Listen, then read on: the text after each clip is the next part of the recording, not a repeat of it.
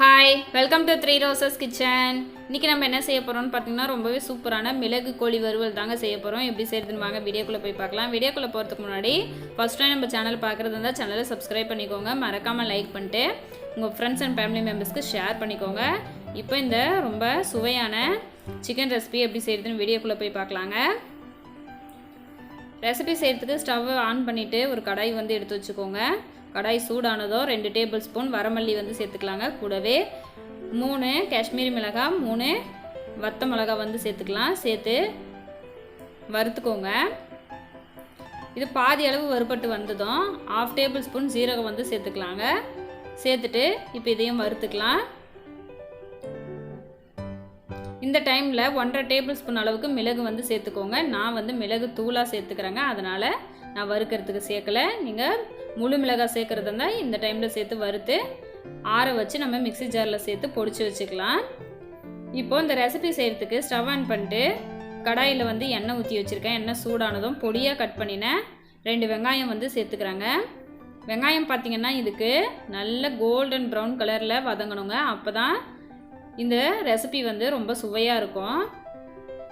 இப்போ பாருங்கள், நல்லா வந்து வதங்கி வந்துருச்சு. இந்த டைமில் ஃப்ரெஷ்ஷாக அரைச்ச இஞ்சி பூண்டு விழுது வந்து நான் சேர்த்துக்கிறேன். நல்லா உரலில் போட்டு எந்த அளவுக்கு முடியுமோ அந்த அளவுக்கு நைஸாக தட்டி வச்சுருக்காங்க. இப்போ அதை வந்து சேர்த்துட்டு அதோட பச்சை வாசனை போகிற அளவுக்கு நல்லா வதக்கி விட்டுக்கலாம். வதக்கி விட்டதுக்கு அப்புறமா 1/2 kg சிக்கன் வந்து எடுத்து வச்சுருக்காங்க. இப்போ அதை வந்து சேர்த்துக்கலாம். சேர்த்துட்டு கூடவே மஞ்சத்தூள் வந்து 1/4 டேபிள் ஸ்பூன் அளவுக்கு சேர்த்துக்கலாம். சேர்த்துட்டு இப்போ இந்த சிக்கனை வந்து வதக்கி விட்டுடலாங்க. இது ரசம் சாதம், சாம்பார் சாதம் கூட வந்து சைட் டிஷ்ஷாக வச்சு சாப்பிட்லாம். ரொம்ப டேஸ்ட்டாக இருக்கும். இப்போ வதக்கி விட்டதுக்கு அப்புறமா தேவையான அளவு உப்பு வந்து சேர்த்துக்கலாம். சேர்த்துட்டு இப்போ கலந்து விட்டுக்கலாம்.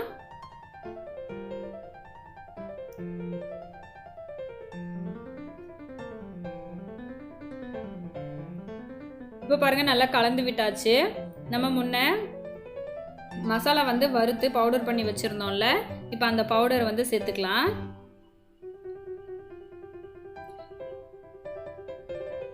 எல்லா பவுடரும் சேர்த்தாச்சுங்க. சேர்த்துட்டு இப்போ கலந்து விட்டுக்கலாம்.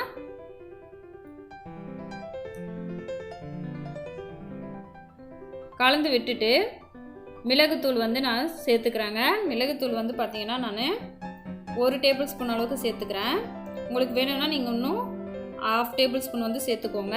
ஏன்னா மிளகு வந்து காரமாக இருக்கும். நான் வந்து 3 வரமிளகாய் வந்து சேர்த்துருக்கேன், அதனால் நான் 1 டேபிள் ஸ்பூன் வந்து மிளகுத்தூள் சேர்த்துக்கிறேங்க. சேர்த்து வதக்கி விட்டுட்டு இப்போது 1/2 டம்ளர் அளவுக்கு தண்ணி ஊற்றிக்கலாம். தண்ணி ஊற்றி நல்லா கலந்து விட்டதுக்கு அப்புறமா அடுப்பு வந்து மீடியம் ஃப்ளேமில் வச்சுக்கோங்க. மீடியம் ஃப்ளேமில் வச்சுட்டு நம்ம இதை தட்டு போட்டு மூடி வச்சுக்கலாங்க. இது வந்து பார்த்திங்கன்னா ஒரு 15 நிமிஷம் அளவுக்கு நல்லா மீடியம் ஃப்ளேம்லேயே வேகட்டும். இடையிடையில் தட்டு எடுத்து கலந்து விட்டுக்கோங்க. அப்போ தான் அடிப்பிடிக்காமல் இருக்கும். சிக்கனும் நல்லா ஒன்று போல் வெந்து வரும். இப்போ பாருங்கள், 15 நிமிஷம் கழித்து ஓப்பன் பண்ணால் நம்மளோட சூப்பரான மிளகு கோழி வறுவல் வந்து ரெடி ஆகிடுச்சு. பாருங்கள், தண்ணியெல்லாம் நல்லா ட்ரை ஆகிடுச்சு.